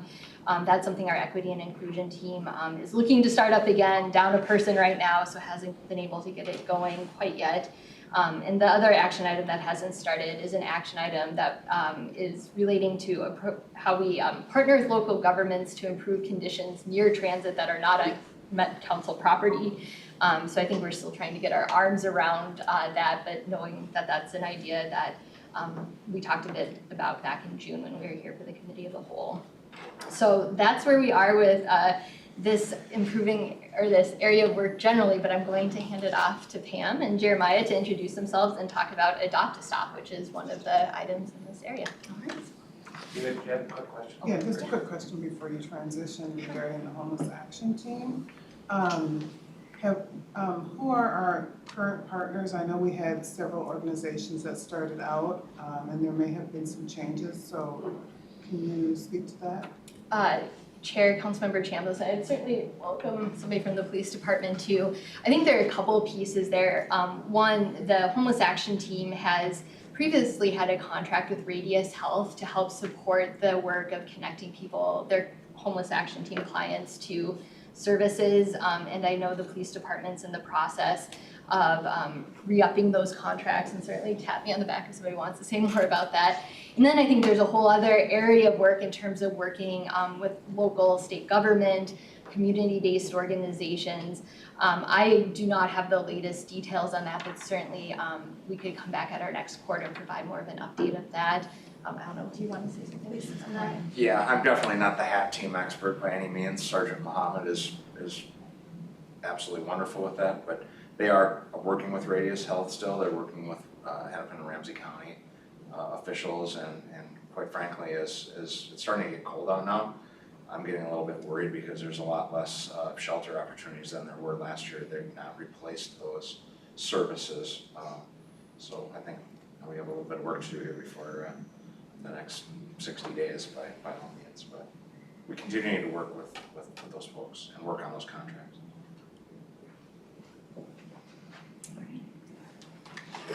Good evening, Chair Zelli, council members. We're super excited to be here. My name is Pam Steffen. I manage the customer relations, lost and found, and overall customer experience for Metro Transit. And we are going to talk about a program that preceded the Safety and Security Action Plan that we relaunched last November, Adopt a Stop. And Jeremiah? And I'm Jeremiah. Pam Steffen's intern. I've had the pleasure of working on. You do all the work, right? Yes, he's the program manager now of Adopt Stop, so. Yeah, I've been lucky enough to be able to work on this. And so a general overview of the program is individuals, whether they be representing a business, themselves, their employees of transit, whoever they are, they can choose to fill out a contract with us to clean a stop, whether it's a bus stop without a shelter, just a post with a sign, or a sheltered stop, or even a light rail station or a transit center. They can adopt any place where any transit vehicle will stop, they can adopt it. And then they agree to regularly clean it and report when there's something wrong, broken glass, a random item left behind that could be an impairment for customers. And it can and has significantly improved response times for maintenance facilities, and it improves the customer experience. We've had several people compliment us and compliment the people who adopt those stops and thank them for what they're doing. It's a great way for people to give back to their communities and show their support by making sure that the transit experience and the community experience is much more clean, safe, and shows that someone's taking care of the stop and watching out for them. And for their time, for their effort, Metro Transit gives each adopter a 10-ride go-to card per stop per month that they adopt. And so there are several people who adopt multiple stops, and then they can either have basically unlimited free transit for themselves, or a lot of people more often and more frequently donate those to people in need in their communities. Or we have a few different adopters who donate them to Small Sums. That's an organization that helps rehouse people experiencing homelessness, and transit can be a great way for them to gain access to different parts of the city or just have shelter for a night. And so Small Sums is someplace where we send a lot of go-to cards each month. And we also erect a sign with every adopter's name or their organization's name, or a special message. They can put whatever they want on that sign, but we put it up at the stop. We'll have a couple examples of those signs on the next slide. This program, as Pam mentioned, was launched last November, and it used to exist in a different version of the program called Adopt a Shelter, which, as the name implies, only allowed adopters to adopt sheltered stops, not anything else, not light rail or unsheltered stops. And so we've expanded the program and allowed any stop to be adopted. And since then, since the program launch, the goal was to adopt 75 stops. And as of September 28th, last week, we have 86 stops that are currently adopted. 13 of them are adopted by transit employees, and there's a pretty even split between unsheltered and sheltered stops. 33 of them are unsheltered and 36 are sheltered, and 15 of them are BRT stations. So there's a pretty even spread. Currently, we don't have any light rail stations adopted, but there have been some community organizations that have shown interest, so that there's progress in that area. And we talked about the benefits to Metro Transit. It's been a great way to improve ticket times and maintenance to stops, because there's always a set of eyes looking and reporting things to us directly. So here are a couple examples of the signs that adopters get to put on their stations. We have some people put their name, some people put a business promotion on the stop to show community engagement with business. Some people just put a special message to show their community that someone cares about them. It's up to the adopter, and people really appreciate the ability to have their personal, customized message on a stop in their community or neighborhood. And here's just a general overview of the flow of adopt-to-stop contracts that we've gotten over the last almost year. It started out pretty slowly with only 13 stops adopted in the first 3 months of the program. And then there was a bit of a lull that was mostly a staffing thing, because there was just a backlog of stops that we didn't have time to process.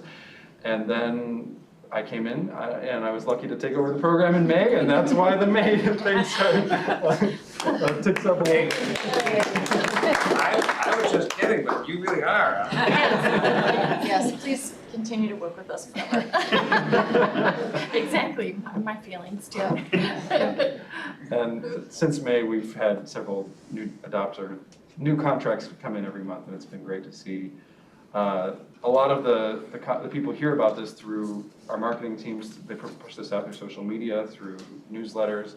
A lot of internal adopters have come through the spotlight issues in the internal newsletter, and a lot of word of mouth, actually. That's probably the biggest, most common thing that I see when contracts come in and I talk to them over the phone, and they just happen to see someone cleaning up a stop, they stopped and talked to them and learned about the program, and they were like, well, that sounds amazing, I wanna join. And then they get referred to us, and it's expanding organically like that, which is really good to see. How much time does people spend maintaining their stuff? I guess it depends on the stop, right? Yeah. Yeah, we have some very, very zealous adopters. There's one guy in particular who adopts 7 stops right in the heart of West Bank. And he's a landscaper, so he works, he's a contractor in the community anyways. So he just brings his Power washer. pretty much, yeah. He brings a power washer, he brings a lawn blower, I forget the term, something to blow all the debris out. And he covers every stop, every single day, all 7 of them. And I get an email from him almost every day, submitting a maintenance request or telling me there's new graffiti or whatever it is. It's really inspiring to see how dedicated these people are to cleaning these stops and making sure that So it's businesses, individuals, block organizations, kind of mix. Yeah. Do we ever get any pushback that people say, well, geez, this is what Metropolitan should be doing anyway? How dare you outsource maintenance? That's a great question. That really hasn't come up because people are, being kind of, I guess, in your house for nearly 2 years. People want to get out and explore the outside and community, and they're pretty excited about it. Mr. Chair, I mean, the concept though is quite old because Adopt a Highway. I'm very familiar with that. Right? Highway, right? And then you get your name on it and you're like, oh, look at the Rotary is doing this, that's pretty cool, Which or is whoever it national. is, yeah. Here's another, and I dominated my questions because of course I'm so interested. So this is the trickier one, but this is the physical bus stop itself. What about the bus stops where there's people who are just lurking, hanging out, maybe not crime, but something that people are, community, not happy with? Because we're getting pushback from, in our new ADRT or light rail, and we're like, we don't want to stop. Yep. I can take that, Chair Sally. So I lead up a committee inside of Metro Transit called the Champion Facilities Committee. That involves many folks across the organization, including Maryland's folks, Chief Grates, bus transportation, where we know what those stops are, and I think we talked a little bit about one of them back in June. We've tried some mitigating things. For instance, sometimes the shelter for that spot is too big. And so we look at it and maybe we resize the shelter to make it a little bit smaller, maybe more uncomfortable for people to spend a lot of time in there if it's a little bit smaller and it's open face to the street instead of open face to the sidewalk. We're in the process of changing out as needed some of our, we call it frit glass, designer glass, where it has like the stripes to it or little, I don't know, squiggly design. There's probably a more technical term Marilyn knows. So for clear glass, because the designer glass makes it feel like you're in your own little room. So when we switch out to clear glass, and sometimes we have to take out a bench too. That's super helpful. So people aren't sitting on something. Yeah, exactly.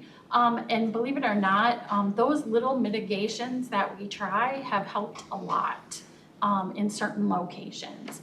And most often, we know the locations that we're looking at because there's been reports from them from customers and from transit police. And we really focus in on those. And we meet every month. Talk through them to figure out what we're gonna do. In some circumstances, we do take out shelters temporarily or move a stop to a farther location. So yeah, happy to answer any questions about that committee. Any questions? I just wanted to say kudos for your engagement with Small Sums. I was introduced to that nonprofit 3 years ago, and I'm just awestruck with the work they're doing. Yeah. So thank you for doing that. Yeah, for sure. Well, it's our adopters. They chose Small Sums. I'm just the Yep. intermediary, but yet they're doing a lot of great work for sure. Good. Andrew Humble. Yes. Sorry, go ahead, Phil. Oh, hi, it's kind of like three questions, the same thing, but the first question is, how many stops are there in the whole system? I'm going to guess 11 to 12,000. There's a lot. Yeah, it's a lot. Marilyn? Yes, that's correct. Okay. Okay, so I got a sense of it. And then the second one, is there any outreach in like in the outer Minneapolis-St. Paul area, you know, like in the suburbs and is some of that's Yeah, discussion? definitely, there is. We have several adopters who reach all the way out to Brooklyn Center and Fridley, and so we have a map that wasn't quite updated enough to showcase during this meeting, but when you look at the adopt a stop map and the overview of where the shelters and stops are adopted, and then you compare it to the map of where all the stops in the whole metro system are, you can see the spread is pretty much even. Of course, there are a lot fewer stops adopted than there are actual stops, but there are people who adopt a stop on every corner of the Metro Council territory, and then obviously there's a higher cluster, higher density of adopted stops in the center, more in the downtown area. But yeah, it reaches to all the suburbs, which is great. Okay, my last question is, have you reached out to your organization, Mad Dads, especially North Minneapolis area, to see if they would maybe adopt some of those stops? At this point in time, we have not. We're kind of we're in the infancy stages, moving towards the toddler stages of this program. So it's definitely something we can consider. Okay, thank you. Mr. Chair, have you put this out on social media and have you got a hashtag or have you, I mean, because people everywhere, I think, if this got going, I mean, or do you have adopt me at the shelter with a QR code or something that somebody can go, well, this is my stuff, I should adopt it, right? Yeah. Any of those marketing? Maybe There- that's more like grade school. Do you want to answer? Sure, yeah, there have been definitely some social media marketing.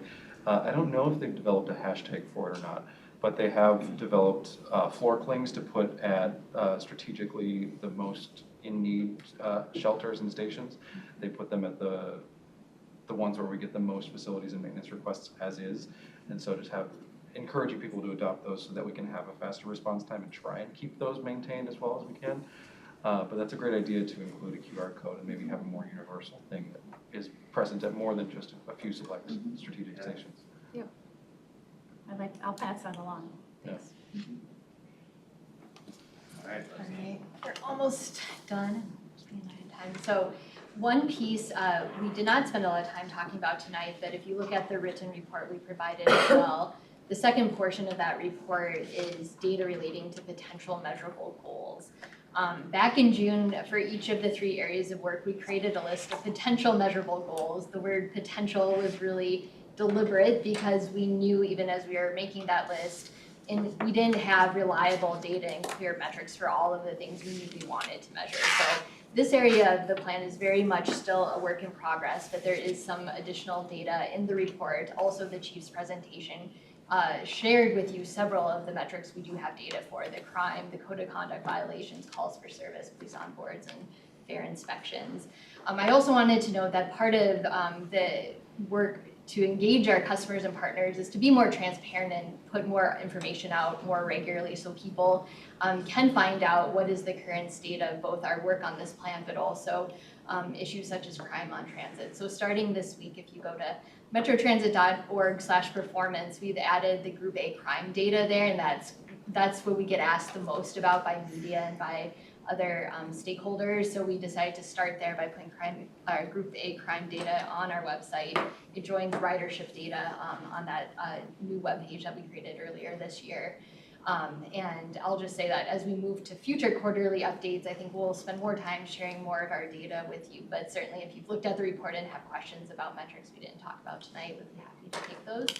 And I'll just conclude by saying, again, we're still very open to feedback and thoughts. Is this what works for you as a quarterly report? Do you want more in writing, less in writing? We'll take any feedback you have, but we are scheduled to come back to you in December with our Q4 report. And in the meantime, we're going to post all this information on our public safety page on our website as well. With Wow, that, Chair. that is a lot of information. And I think we could go even longer than our allotted 2 hours, but we probably have a couple of questions. Go ahead, John. Well, I was just wondering if, you know, I'm sorry again. I attended a few community meetings in North Minneapolis regarding the blue line. And there was a person that came from Hiawatha who had a stop by her and talked about all the problems she was having there, and it was quite painful even to listen to in some ways. But have we looked at taking the major stops and actually almost do like a within a 5-block radius and return, you know, periodically to see how they're doing as neighbors who live with this long term, and that may be a data point we can use and to improve our own operation. It may be something as simple as cleaning up the stop itself, but it may be some more serious things. And on a periodic basis, again, touch base again, because I'm afraid that after we go through the struggles of citing something, once it's successful in operating, we don't return. And I think that's important. I think that even the local officials would love to know that within their district, they have these things. Here's what we're seeing. Chair, council member, thank you for that question, and I welcome Pam to chime in on this too. But my sense is, while we hear from and communicate with neighbors periodically, I don't know that we have a robust recurring engagement plan as you're describing. One of the action items that is in planning is really hashing out a more proactive engagement plan around public safety. And I think the point about neighbors, so people who aren't necessarily riding transit even, but are very much impacted by it because of where we've located it, that's a group that's very much on that list as we're working on that plan. So I think we'll hope to have a more thorough answer for you next time even, but it's a really good point. Great point, thank you, John. We've been talking about how much engagement we've beefed up in the blue line, the green line, purple line, gold line, but it shouldn't stop the minute you cut a ribbon. So I think you're So, I just ask that you say thank you to these volunteers, but also to our staff. I had the privilege of being with Pam for the operator appreciation day at 5 in the morning at 5th and Cedar, and it happened to be the day after St. Patrick's Day. And as someone who's full-blooded Irish, I've never been to St. Patrick's Day in downtown St. Paul, and given what I saw that morning, I don't think I ever will. But and it's not that I'm a party pooper, but I was just impressed at how quickly there was somebody there cleaning up that stop. And I can't imagine what it must be like to start a day like that. So to those folks that do this, if we can ever do a open house or coffee with them to let them know how much we appreciate them, that would be good. It's hard work. And for the most part, many times pretty disgusting. Yeah. Chair, Councilmember Vento, I just want to recognize Marilyn Porter, who heads up that division, who's here in the room, and she's hearing what you're saying, and hopefully the next time she has a gathering, she'll do an invite. Well, thank you. I'm Chair and committee members, I'll certainly pass that message along, so thank you. Well, Deb. Thank you, Mr. Chair. I'll be keeping it very short. You wanted some feedback on how all of this and the information. I really like having the 3 focused areas and sort of the putting out there what's started, what's not started, you know, how many things are in which stage. I think that's really helpful because it gives us enough transparency to what kind of progress we're making. And then I do like the highlighting of some of these specific areas. I think not only does it provide us some good feedback from what's happening, but it gives a chance for all of you to come present some of the good work that you're doing. And I think that's really beneficial. I'm sure this is going to continue to evolve. My guess is, as you know, each time we do this, we're going to ask different questions. So, but I think this was a great start. Great start. And I would second the idea of having a dashboard, how are we doing? But also the idea of having to pick how many, a deeper dive in a particular area. And I think now we've had a real overview. Maybe we got quarterly, we can kind of go even, because we could spend any one of these areas, spend some time. Yeah. That you think are poignant. Yeah. Yeah, Chai?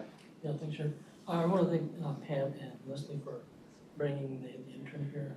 It's important to highlight the work and leadership of our interns. In another life, I ran the internship for St. Paul Mayor, so it's good to have the next generation of leaders help us figure this out. Any other thoughts? Well, I was walking down here today and somebody said, is this gonna be a 20-minute council meeting? No. I don't think so. There's a lot of depth, a lot of something very meaty, so thank you, everybody who's presented and others who are making the all. It's remarkable and well done, and if people think it's an action plan that sits on a shelf, you've proven it's not sitting on any shelf. This is action that's happening, and it's gonna continue to happen. So again, I'll reiterate all the interest that everybody has said here. We're very interested and we wanna help. So please take our questions as being out of interest and support. So thank you, Pam, Jeremy, Lesley, others. This meeting is adjourned, but hang around and talk. Goodbye. Thank you.